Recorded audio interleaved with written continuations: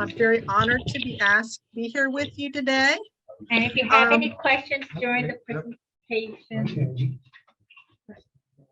Yes, if you have any questions or want to know something else during the presentation, just speak up, and and I'm very happy to answer any questions. I'm used to teaching technical subjects, satellite design, and it was very interesting to be asked to speak on my career path, and it really made me think a lot about that. All of you are just starting out, and you're trying to discover what's going to make your life amazing and fulfilling. And I'm hoping that a little bit of what I'm telling you here might you might think about that as you go on your path. I was, you were saying, I was one of NASA's top engineers, and I can sum up how I became one of NASA's top engineers in really 4 words. First word, is inspiration, then talent, determination, that's probably the best. And of course, the last thing is just dumb luck. I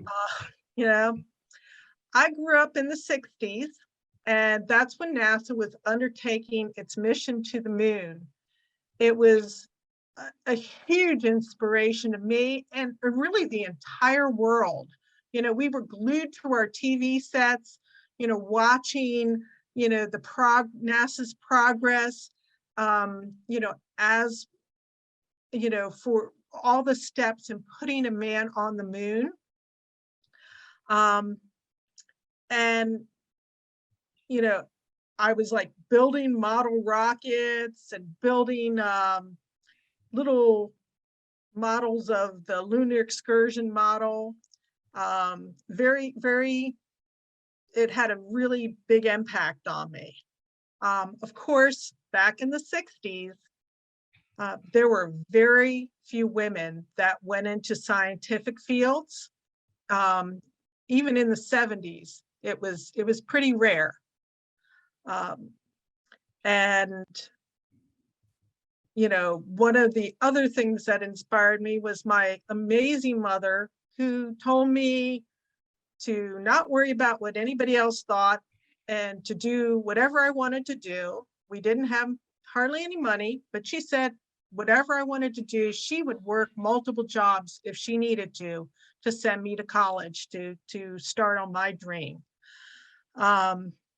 It was quite obvious, even as a child, my talents were definitely technical ones. I had the organizational skills, and I could solve problems. I liked to fix things, and I just had wicked math skills.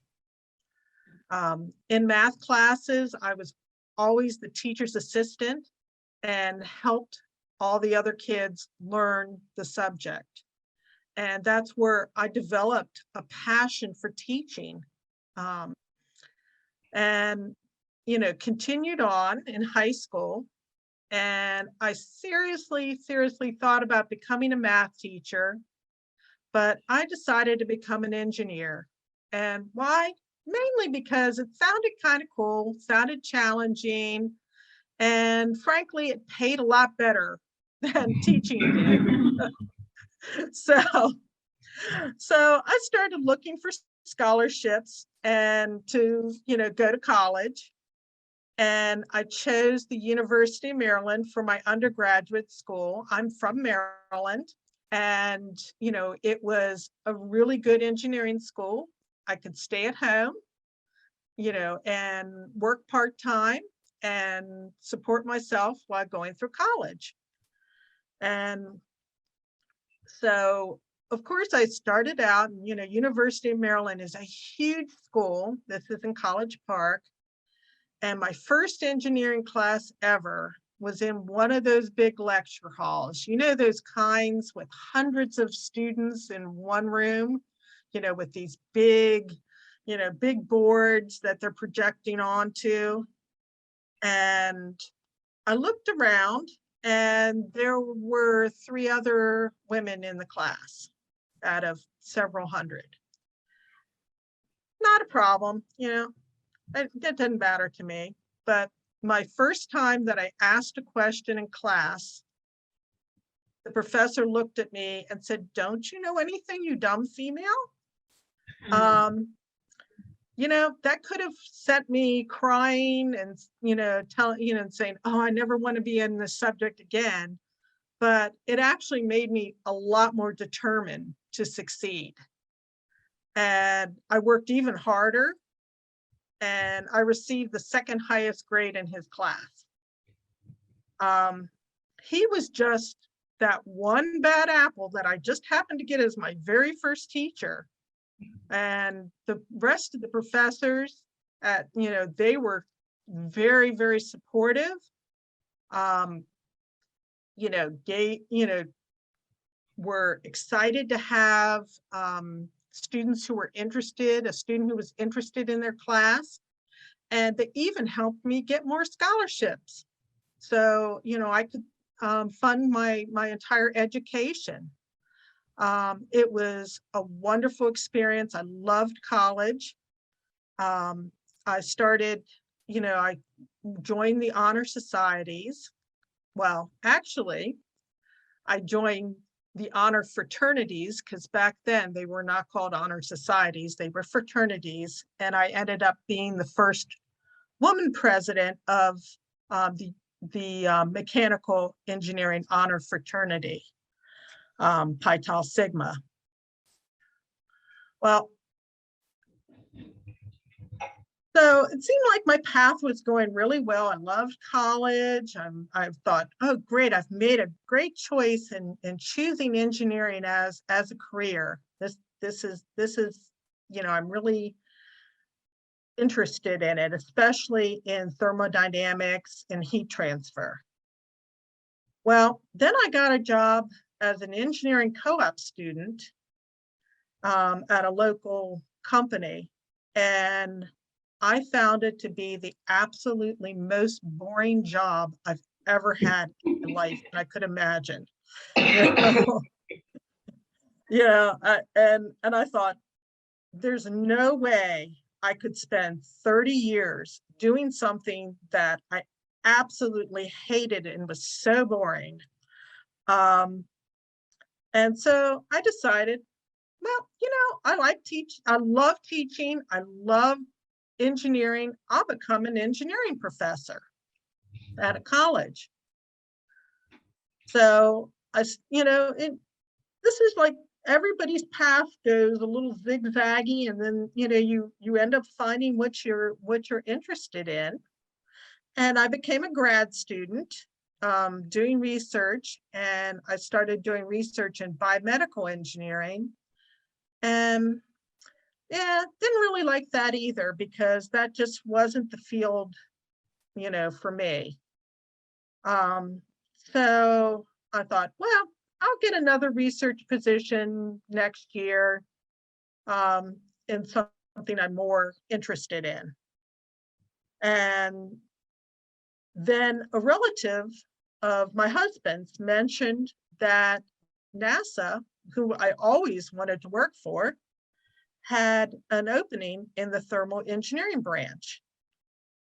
And so I applied, and I thought, perfect, I can take this job in my field of interest. They will pay for my PhD, and, you know, I'll be learning more about what I like to do. Well, little did I know that I was going to be assigned to the most interesting and challenging satellite that was in the world. I'm not even talking about in the United States, in the world. Now I'm going to start talking a little bit about the projects I worked on. So I'm going to share my screen and show you a few pictures of some of the projects. Is there any thoughts, or, you know? I think I can do this. Can you all see that?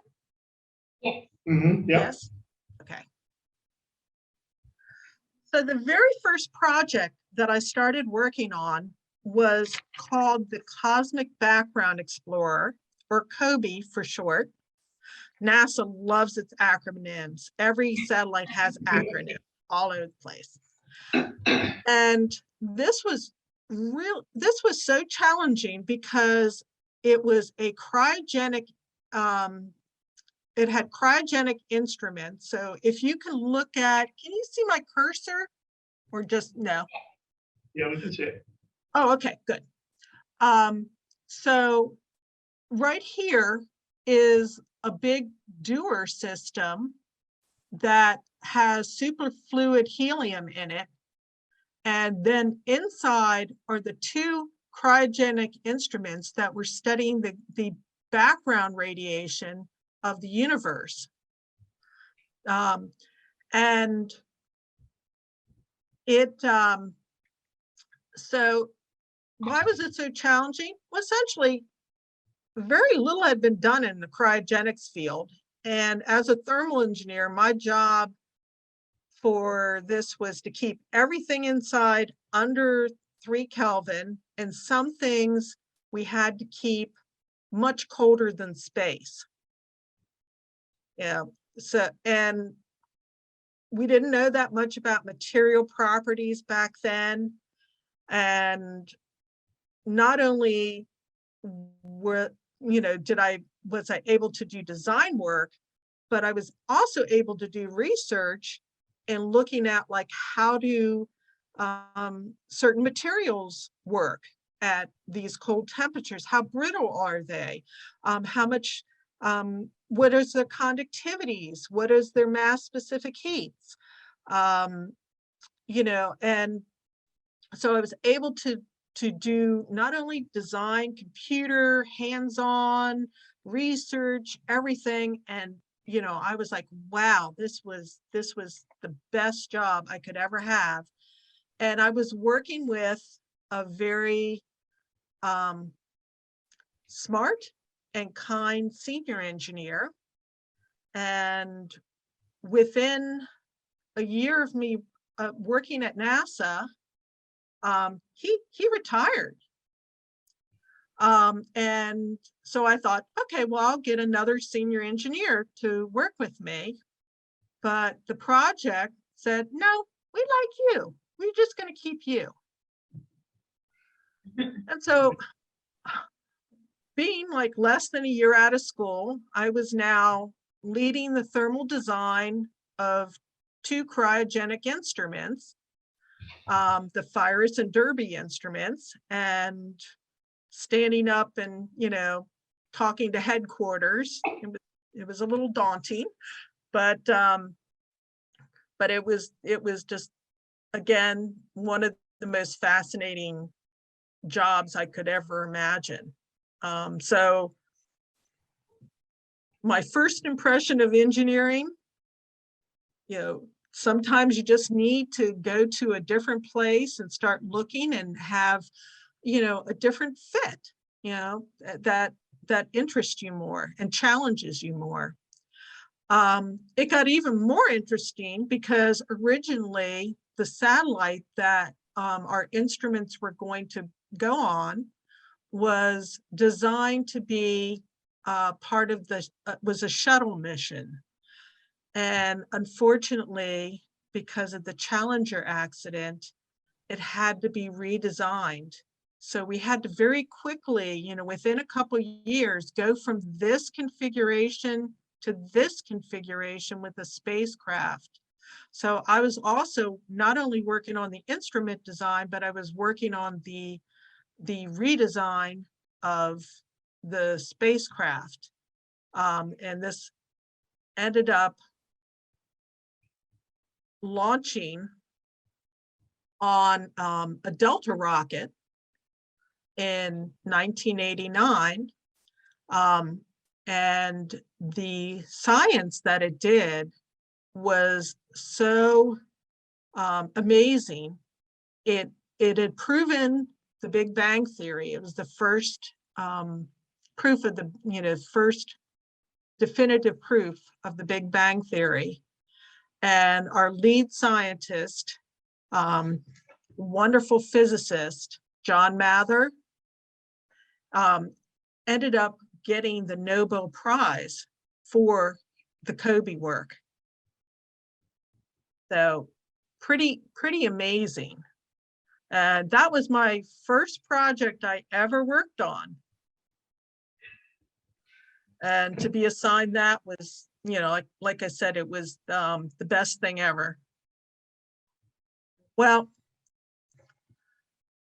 I quickly realized that, gee, I really like working at NASA, and this is so challenging. I ended up getting my master's degree, and I did not go on to get my PhD because, again, I felt like I found the place that I wanted to be.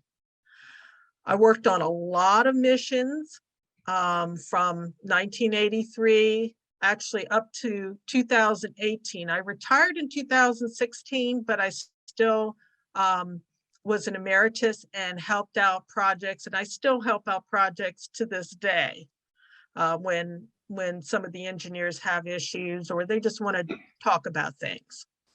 But you can see a lot of the different projects that I worked on, and I've, you know, and one of the things that made me want to stay there for so many years was the variety of things and the challenges. I always picked projects that would make me learn something new and or would be training other engineers for the next generation. And I picked projects like, you know, you can see I had things at Mars. I've had probes at, you know, design of probes for Venus.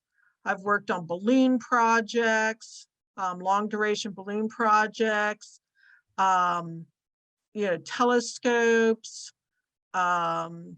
Saturn missions, Earth orbiting missions,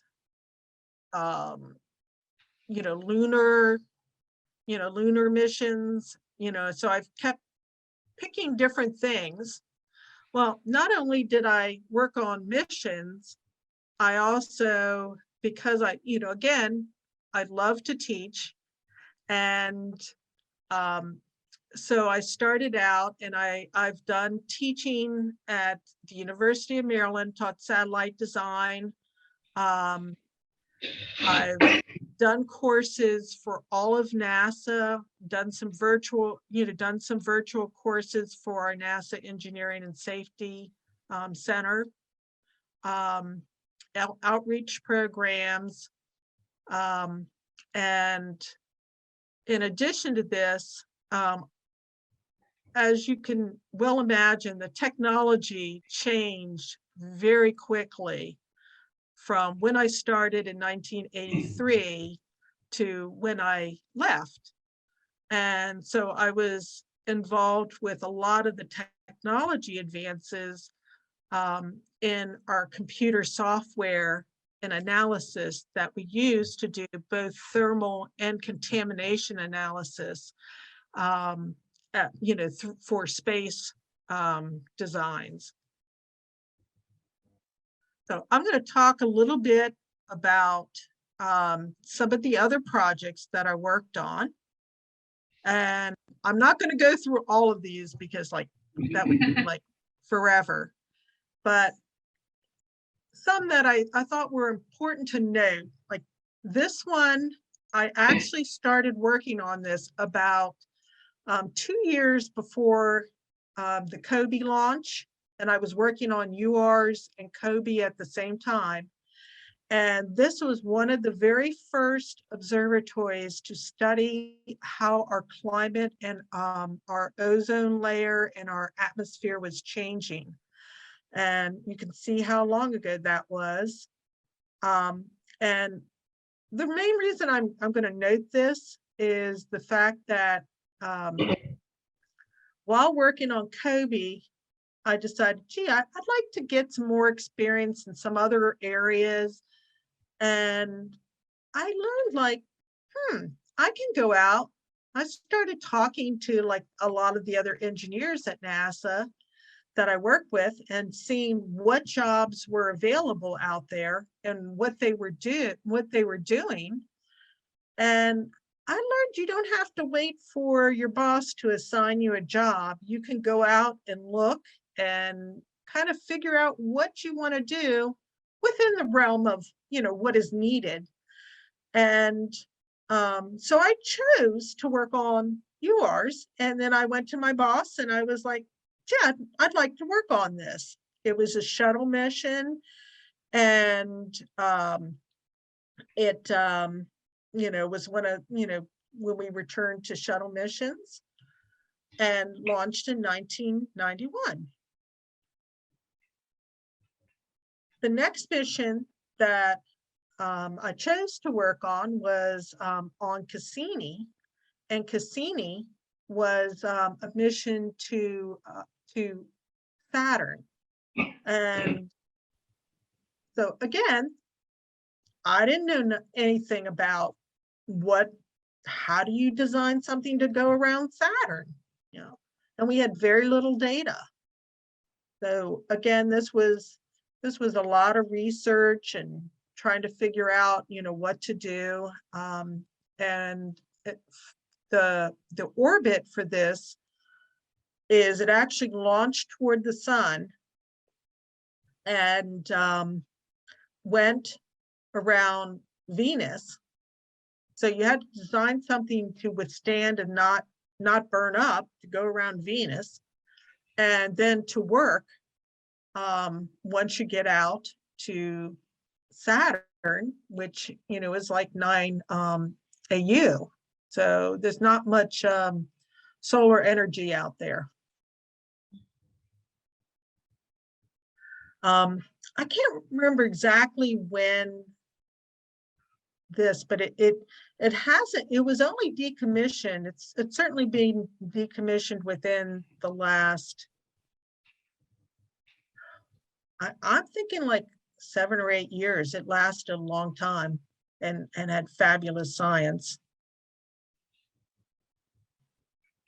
In between doing this and some other projects, I started getting a reputation for being like a problem solver. So if a particular satellite had a problem, I would go on it for, a year or so, or 6 months, or whatever it took to get them back on track.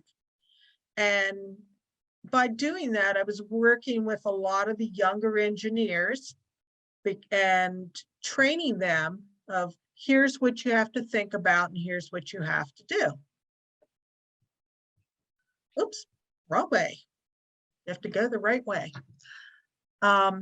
MAP, I was a reviewer for the instrument, and the instrument, it was a follow-on to COBE to get more accurate data on the background radiation, to map that out. And I was a reviewer on the instrument. And just by chance, I ended up having to fill in for somebody who was reviewing the spacecraft side. And when I was like looking at this, it was completely built, and just common sense, I looked at it and I thought there's something wrong here. And so I started like looking into that. Well, I got assigned as it ended up being that we had to have a large redesign. And of course, because I brought up the problem, they assigned me to work on it. It's like, well, okay, so it's squeaky wheel.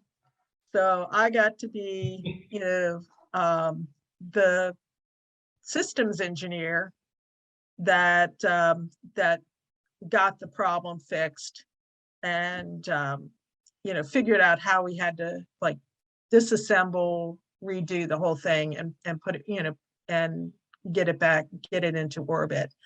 It was another one that, as NASA engineers, a lot of times you are definitely working a lot more than 40 hours a week. But we got this satellite, up in orbit, and it was another one that was acclaimed, by physicists and scientists all over the world. The data was amazing.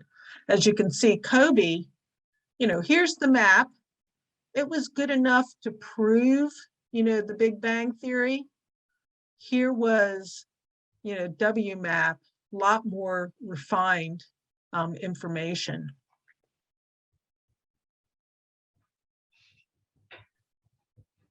And, we launched this from the Cape in 2001.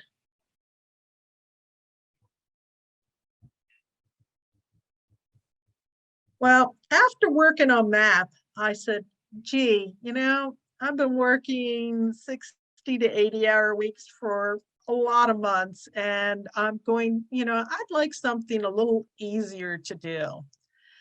And they said, well, how about working on this project? And this project I'm bringing up because there was a very talented but young engineer that was working on this, and she didn't have any experience in integration and testing. So this is actually, even though it was a pretty simple project, very basic design, Earth orbiting, it was one that I remember a lot because that young engineer went on to become quite high up in NASA now. Several of the people that I've trained are have taken on leadership roles now, high up leadership roles. But that was one of the projects I enjoyed most. It was 3 little satellites. And so to put them in their respective orbits, this carrier came out, and one would get kicked off. And then the rocket would go a little bit further, then the next one would get kicked off, and then the third one. And, this was showing this kind of concept that you could have these very small, easy, small satellites and put them out, faster than you could the larger satellites and get some really good data, is a concept that they're using now with these microsats. And you can see, this is me. It was the launch for this particular thing was on a Pegasus rocket. So the Pegasus is strapped to this big airplane, then they drop it. And, once the airplane's far enough away, then the rocket ignites. And so we were doing integration work out in Vandenberg. It's Vandenberg launches out in California. And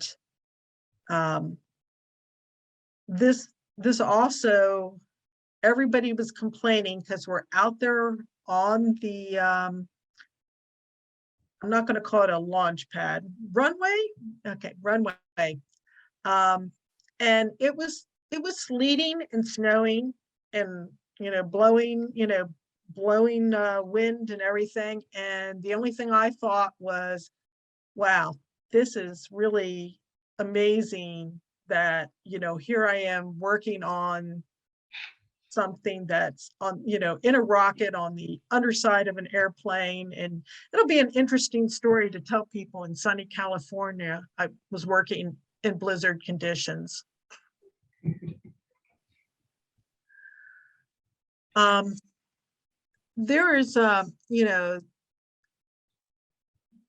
there this particular thing, this wasn't a satellite, this was actually one of the Mars rover, the Curiosity. And this was the first rover that was huge. It's the size of a Mini Cooper. You know, they just put up another one, but the Curiosity is still going. And the instrument that I worked on was called SAM. It's called which is Sample Analysis at Mars. Well, SAM is about the size of a large microwave oven with multiple instruments, you know, inside.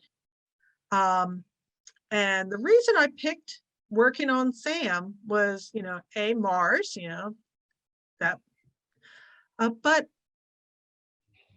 how many, you know, you have it, the instruments, I was used to working on cryogenic things, but in some parts of SAM, we had to get up to temperatures that were hotter than lava, because what happens is, you know, the Mars, you know, Curiosity goes and it takes a sample, grabs it, sticks it inside of SAM, and then we heat up the rock so hot that it turns it to gas. So we go from rock to gas. So that was my job as a thermal engineer, was to figure out, you know, how we could use, you know, how we could heat things up and use as little energy as possible, because there was not that much energy. You know, there was one RTG on this this little rover, and that's a radioactive thermal generator. And so there wasn't that much power that we had. And so we had to use a minimum of energy. And the Mars environment's not that friendly.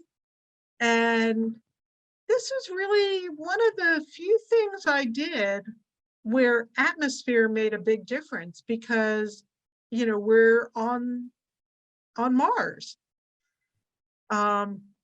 So not only, again, it was so challenging, because not only did I have to look, you know, go back kind of to my Kobe days and do testing on material properties and see what things could I have, what things I couldn't have, what coatings could I put on, how I can isolate things. And it just was, yeah, it was an extremely exciting project to be working on. Oops, other way.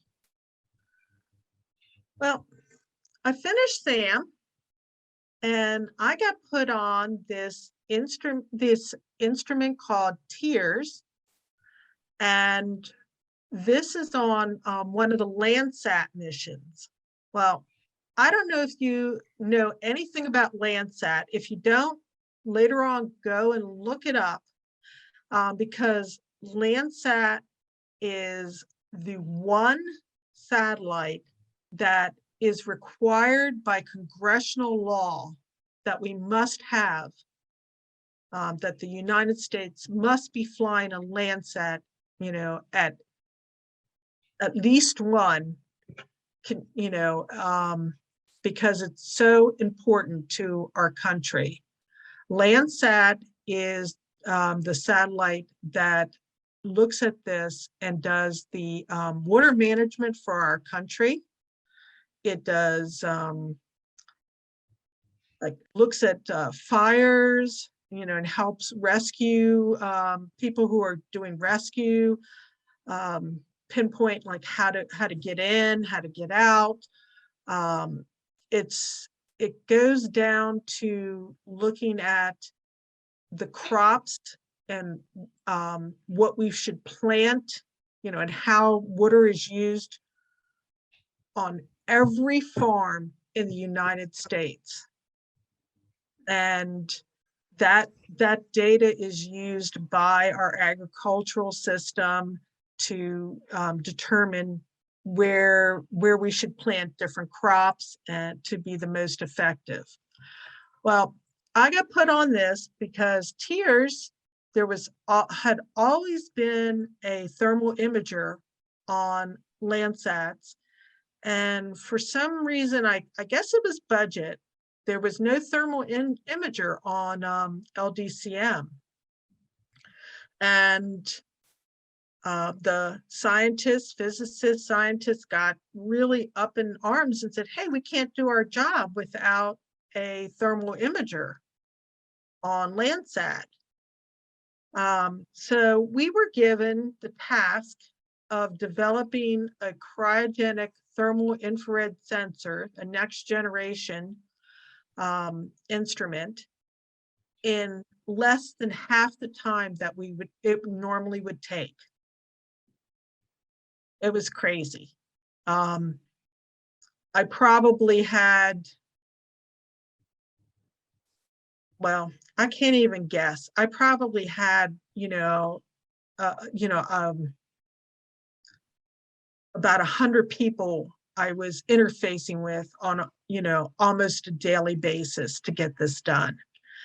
And at least a weekly basis. And, at one time, we had 15 different thermal tests going on within a span of 1 month to get all the parts, qualified and done. So it was extremely, it was very time critical and very important to our country. Again, launched, was a wonderful success, and the next Landsat has actually gone up in the meantime. So we do have both of them are up there and taking data. Oh, I keep going backwards. And that's just showing the launch. It was a beautiful launch from Vandenberg. We launch all our polar satellites out of Vandenberg. And does anyone know why you launch polar satellites out of Vandenberg? Yeah. You don't launch it out of the Cape? To put it in a polar orbit, so it goes out over the Pacific, so it's not out over the land. But so there you go. You got it 100%. It's basic. It's just because you've got to, the way you have to launch, you never are going to launch over land. It's just not, not safe.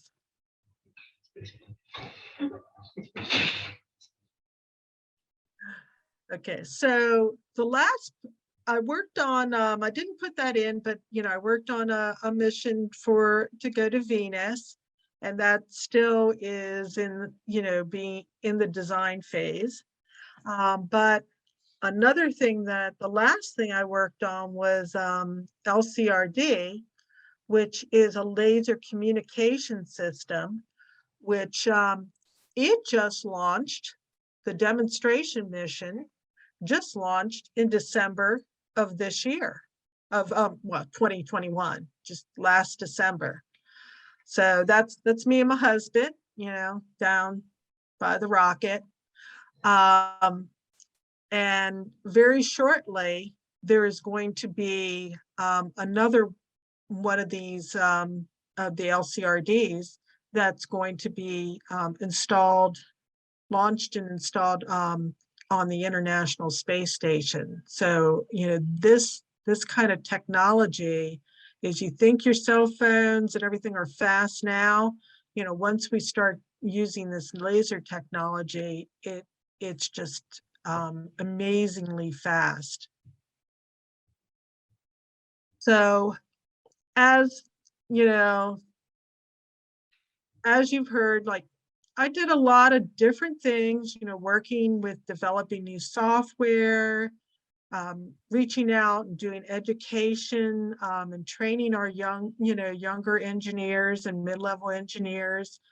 And, I was so honored in 2017 that that NASA awarded me one of the absolute highest medals. It's a highest award that you can have. And so it was like I said, that was probably the greatest honor of my life, was getting that Distinguished Service Medal. This career path that I had, it wasn't how I thought I'd start out. Where I'd end up is not where I thought I would be beginning, where I thought I'd end up. But it was,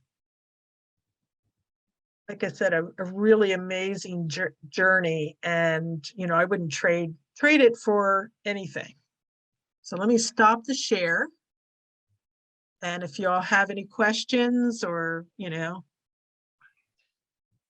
I have a quick question. You were saying how problem solving was always one of the most enjoyable things in your career.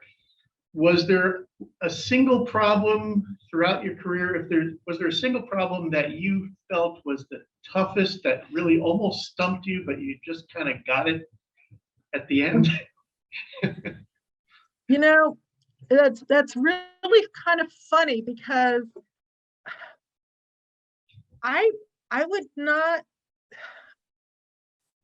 honestly, I really can't think of anything.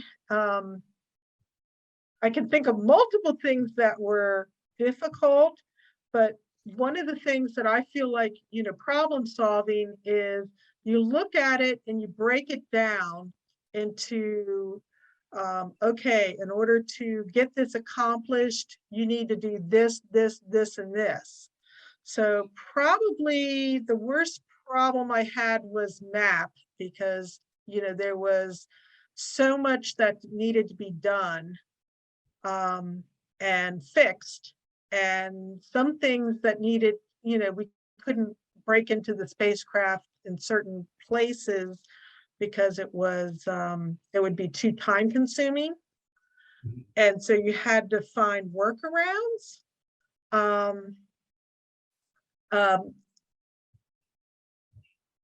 Probably one of the most exciting problems I had was on Kobe. So on Kobe, there's like a calibrator goes inside of a horn, like this. And it had always been tested exactly like I'm showing, like vertical on the ground with gravity. Well, a little bit before launch, like within 6 months of launch, the mechanical team turned everything on its side, tested it this way, sideways, and found out it didn't stay in the horn. It popped out. It was too, there was too much, I guess, pull, if you want to say, due to the wires and the heat strapping and everything. And it needed to be a real tight seal. Well, we came up with a fix, worked on it, came up with a fix, and in a gutsy move, because it, we would have had to wait like at least a year for launch if we didn't launch in November. And so we had to, so we came up with a fix, did the fix, and this was all analytical. And then we took the engineering model and tested the fix on the engineering model. And, it was already out there getting ready to be launched and everything. And we, it was kind of stressful, because one of the things is that particular item had to get colder to space for the whole thing to work. And so they're like, no pressure, Carol, but if you say it doesn't work, we're not going to launch and we're going to bring it back here. So I had to make sure whether it was going to, you know, be okay or not. So to me, that was a big problem. My second problem was because, you know, this was already like a 6-month delay of launch. I was very, I was quite pregnant, you know, at the time. And so as, you know, I was finishing up my work and giving my presentation to NASA headquarters while I was in labor. You know, seriously. You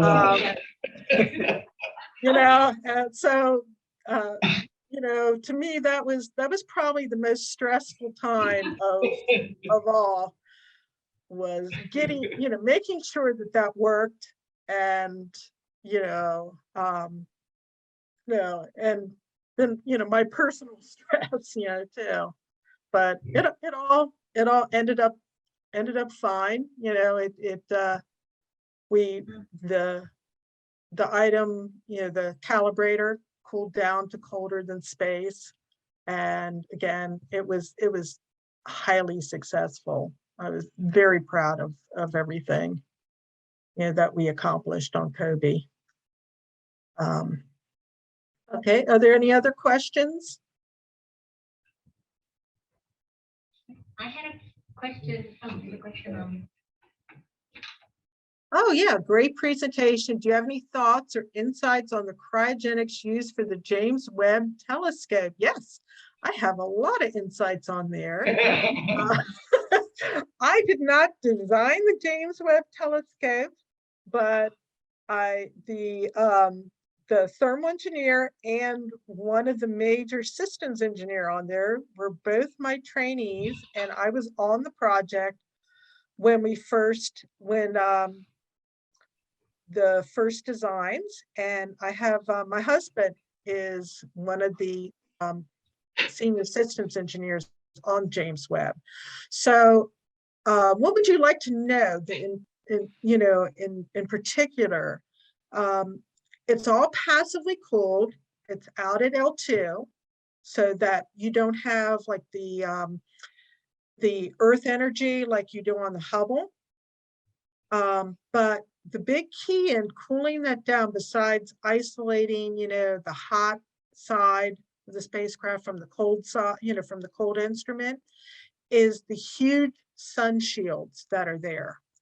The sun shields are highly reflective, and they are fanned out in like V's. So it makes it more like it's almost like these sun shields are radiative coolers.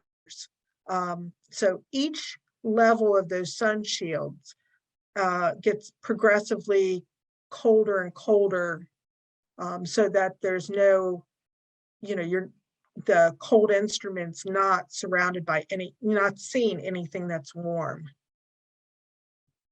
Is that sufficient enough, or do you need more details? Yeah, that's good. I just wasn't sure if, like, I didn't realize it was all passive cooled. I wasn't sure if you had any insights, but yeah, that makes sense that it's passive if you have the multiple sun shields. Right. And you know, the one advantage of having things passively cooled versus actively cooled, like on Kobe being cooled by a Dewar system, you know, it took data for about a year, and then the liquid helium ran out because, you know, it's an expendable like any, you know, y'all are physicists, you know that. Things like tears, which was also cryogenic, instead of using like liquid, or it had a cryocooler to cool down its detectors. So that, you know, that has a much longer lifespan, and some other associated thermal issues with that, but because it's got a lot of waste heat, a cryocooler has a lot of waste heat you have to get rid of. Yeah, awesome. Thank you so much. I'm glad you had a good answer for that. Yeah. Well, like I said, I worked on a lot of different projects and more than what I had listed in my, PowerPoint as far as being advisors or, helping them out. But What kind of tools we use in the design? So when you're designing satellites, like, is there, what kind of software or tool will you use to design those? okay, so for thermal, there's a multitude of different software. What NASA is using the most is called Thermal Desktop. And so it's a combination of a program that can calculate like the radiation view factors, based on the surface properties of that you have in your satellite, and the orbit and the geometric shape. And so you build your geometric model from your CAD model, your mechanical CAD model. You'll build like a geometric model and get these view factors and get the absorbed fluxes for each of the cases of that you have orientations and orbits that you have an emission, and then that goes as an input with power dissipations and conductivities and specific heats. All of this information goes into, still in Thermal Desktop, but it's solved with a finite difference method to get the temperatures and the heat flows. It's very graphically based now. When I first started, there was each of those functions were separate, so you'd have to run like two different types of softwares, to get what you needed. And everything now runs on PCs, where again, when I started, you had a big mainframe, and it might take a week to get view factors out from the old mainframes, where now, you run view factors in a short period of time, relatively short period of time. But there are a lot of different thermal software out there.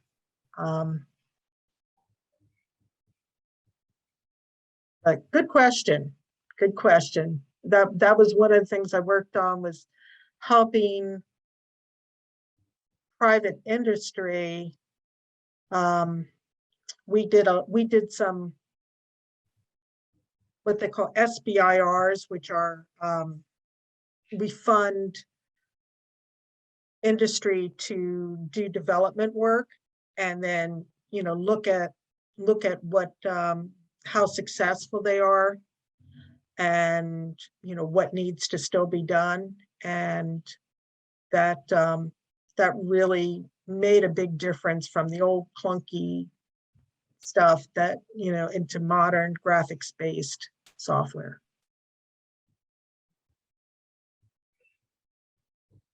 Yeah.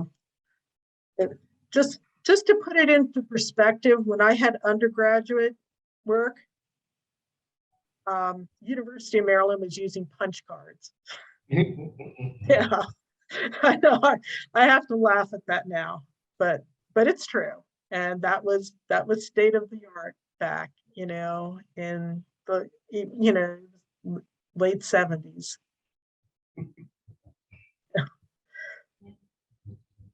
Okay, I got a question that's probably not so much to do about your career, but your inspiration, because it was the moon program that really got me to decide to be an astronomer. And was there a particular moon landing that just like caught your imagination and said, "Ooh, this is like what I really am interested in"? Oh, well, honestly, it was even, I actually followed the whole thing, you know, as much as I followed it, you know, through even a little bit before the Apollo project. But you know, it's got to be Neil Armstrong walking on the moon. I mean, I was 10 years old and we went down to my neighbor's house because she had a big screen TV. In other words, it wasn't like, you know, 12 inches, you know? And we were thinking, oh, and her TV's color, you know, of course, they did not broadcast it in color, but that had to be like, that was the best for me.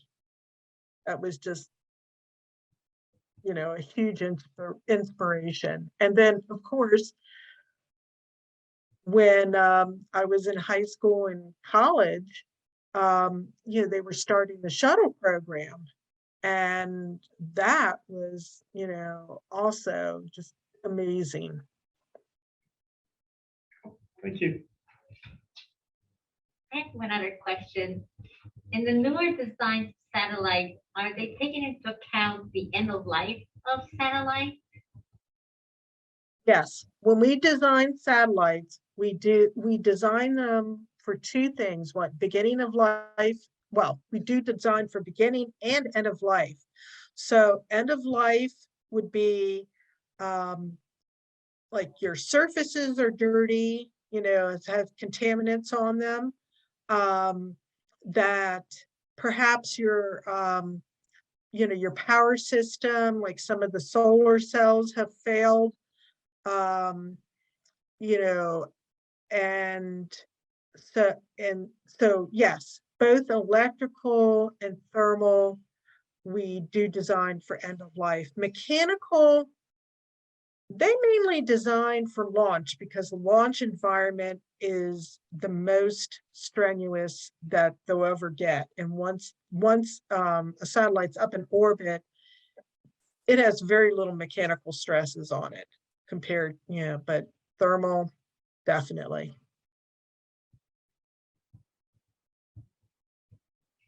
And now at end of life, like, are they designed to reentry and like burn? Oh, okay. I'm sorry. I misunderstood what you were saying. The current, every satellite that is launched currently is designed to burn up upon re-entry. There is an acceptable, I did not work on this, but there's an acceptable amount of things that maybe don't burn up. But yes, and you must retain so much of the fuel for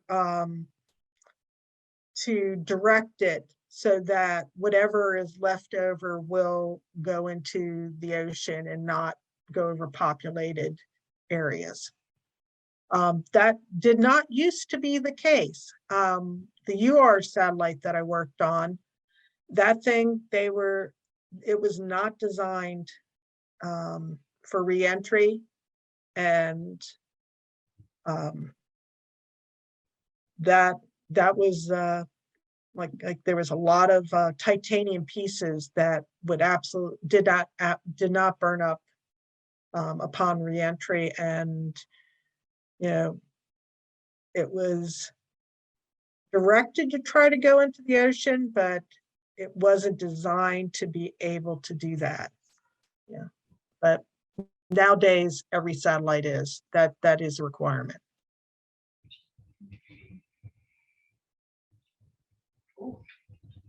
It's like you know, you learn a lot through the years, like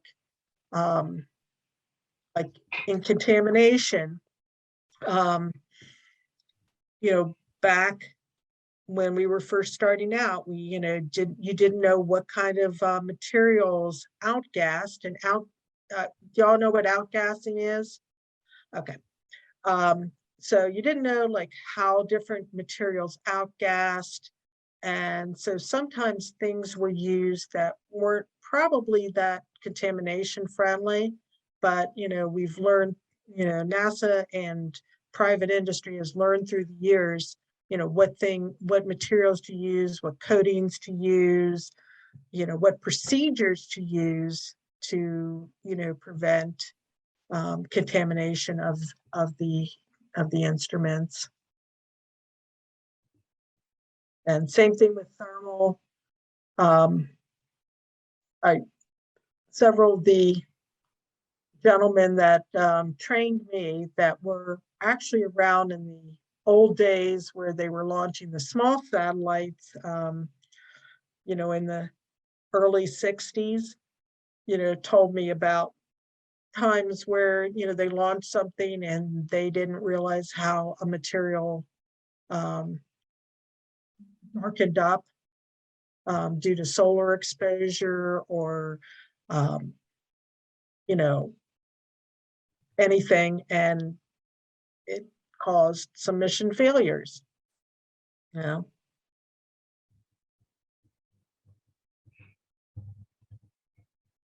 But like I said, everybody, you learn and you move,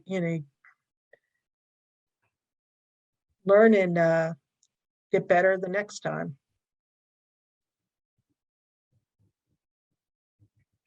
Yeah, I've been pretty lucky. I've only had a few. I had one thing that I worked on, went up, and the rocket failed, and it went back down. So yeah. But most everything I worked on was extremely successful. So.